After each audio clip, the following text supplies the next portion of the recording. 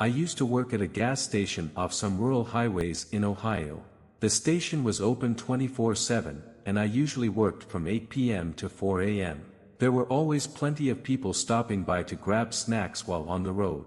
From around 11 a.m. to noon, it was pretty quiet, but even then, a few people would still show up. By around 2 a.m. though, it was usually dead quiet. I'd usually just mess around on my phone at that point, or sometimes watch movies on my laptop. Cars would pass by maybe once every 5 minutes, and sometimes it would be more like every 20 minutes to half an hour. Then, out of nowhere, I saw a car pull into the gas station and stop by one of the pumps, but the headlights stayed on. I thought that was a bit weird, and after a while, nobody came out to pay for the gas. No one was standing outside the car either. The car just stayed parked by the pump. Finally, I heard a door close, and I figured someone was coming to pay for the gas. But the guy was just standing next to his car, like he was about to go somewhere else. But when I looked closer, I realized he was actually staring right at me. He eventually walked up to the door and came inside. There was this guy wearing a hood who walked right past the counter, like off to the right. I only saw him for a second before he walked to the back of the store. I couldn't see him anymore, and I couldn't even hear him. After a while, he came back, so I asked, "Do you need any help, sir?" But he didn't answer me. Then he went back to his car, opened the door, and it looked like he was searching for something. He shut the door again and looked at me one more time. I knew something was up. My fear grew when I saw him waving at me and walking quickly toward the door. He put his hand in his pocket, and it seemed like he was looking for something inside. It was the first time I saw his face clearly as he looked right at me. Then I noticed his hand was still in his pocket. I wasn't sure if he was holding a blade or something. I quickly closed the blinds on the windows and told him that the store was closed. But he just stayed there. I tried to ignore it, but I couldn't shake it off. He started banging on the glass, and the banging turned into shouting and threats. I told him I would call the police if he didn't leave. After a little while, he disappeared. I thought he had left, but he was just hiding. I felt a deep sense of dread when I noticed his car was still there. He was sitting in his car, and suddenly, I felt a bit of relief when another car pulled into the lot. A regular-looking guy walked up to the door, so I opened it for him and told him to be careful about the other car. We ended up having a long conversation, and I told him what had happened. Then, out of nowhere, I saw the car and the guy drive off. I felt a huge sense of relief and thanked God. But I was so shaken by the whole thing and couldn't forget that terrifying night. My family always loved going on a lot of hiking trips, but as my siblings and I got older, we stopped going as often. Still, from time to time, we enjoy a fun family trip on the weekends. This Saturday, we went on a small mountain trail as a family. The path was supposed to lead us to a beautiful view of a small waterfall and river area. The hike was great, and we stopped at the top for lunch, where we ate sandwiches and other food we had brought with us. We spent some time swimming in the cold river, and as the evening approached, we started heading back down the mountain towards the parking lot. As we were getting close to the end of the trail, my dad suddenly stopped and pointed down, towards the mountain, from where we were on the trail. Even though we still had about 10 minutes left on the path, we could already see the parking lot, and at that moment, our car was the only one there. It was clear that someone was circling around our car. We stopped walking and watched as the person inspected all the windows, then tried to open all the doors to see if they were unlocked. Finally, we watched in horror as he climbed into the back of the truck and pulled the top cover over himself, hiding in the back. This was really upsetting to my dad, so he called the police. Then we rushed down the trail. As we got closer to the car, my dad started yelling to get the person's attention. He was shouting angrily, demanding the guy to get out of our truck and leave. The man jumped out of the back of the truck, and we got close enough to see him. He was walking around our car again before quietly slashing all 4 of the truck's tires. Then he slowly walked away. The man wandered around the parking lot, sometimes disappearing between the trees, then showing up again. We couldn't leave because all the tires had been slashed, so we tried to stay as far away from him as possible, standing at the far end of the parking lot. Eventually, the police arrived and detained the man. We later found out he had been causing similar trouble elsewhere, vandalizing other hikers' cars. Even though it was a scary end to our trip, we felt relieved after he was caught, knowing he wouldn't hurt anyone else. It was a quiet and mild night when I decided to go for a walk to clear my mind. I needed a mental reset, and being out in nature always helped me. I chose an easy trail, perfect for spending a couple of hours.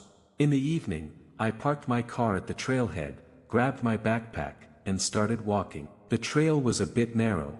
I noticed a few people coming down, but there wasn't anyone heading toward the top. After about an hour of walking, I heard footsteps behind me.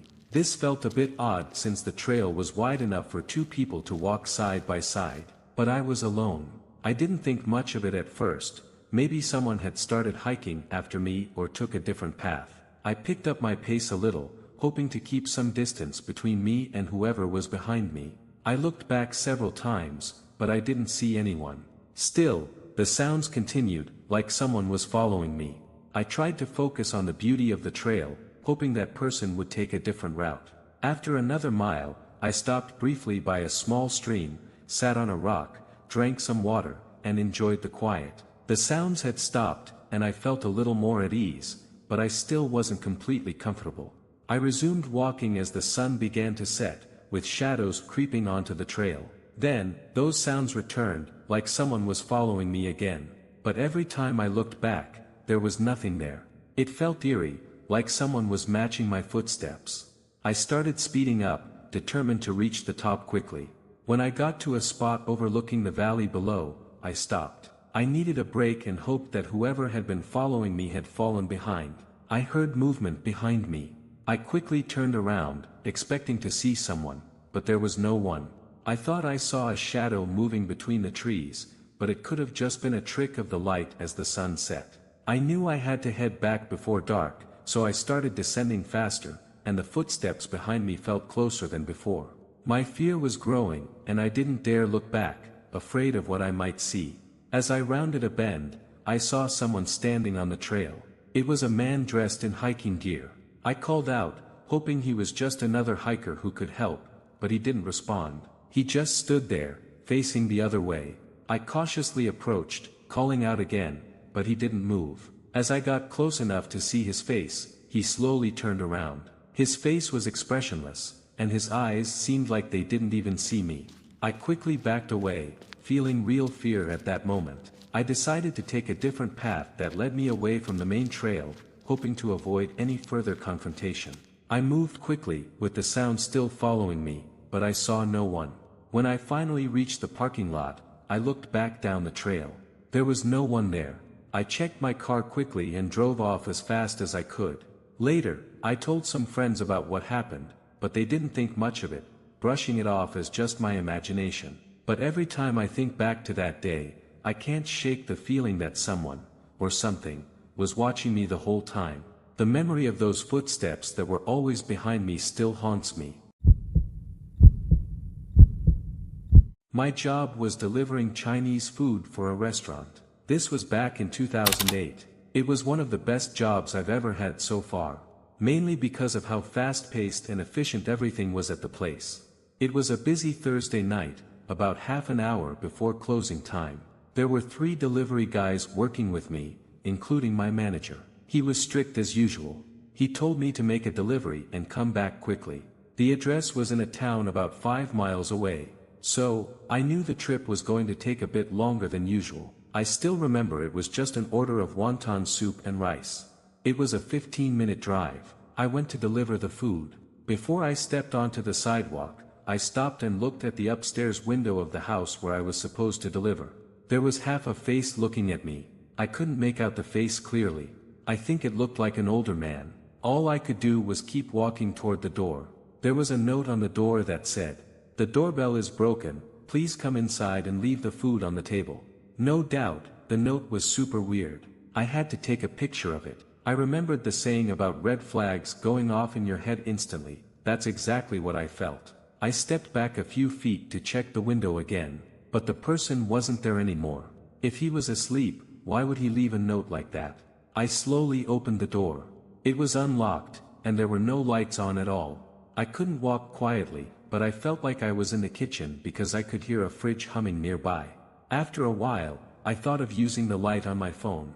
When I turned it on, I saw the silhouette of a person standing in the corner of the kitchen. There wasn't anyone there, just a shadow of someone. At that moment, I dropped the food bag on the floor, walked out the front door, and went back to my car.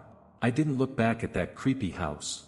My manager was furious, even after I explained what happened. I went home, but I couldn't sleep the whole night. I kept thinking about what went down in that house, and what could have happened if I didn't leave. Luckily, I acted fast. And I got out of that house. To my loyal channel followers, don't forget to support us with a like and share this video so we can keep bringing you more thrilling scary stories.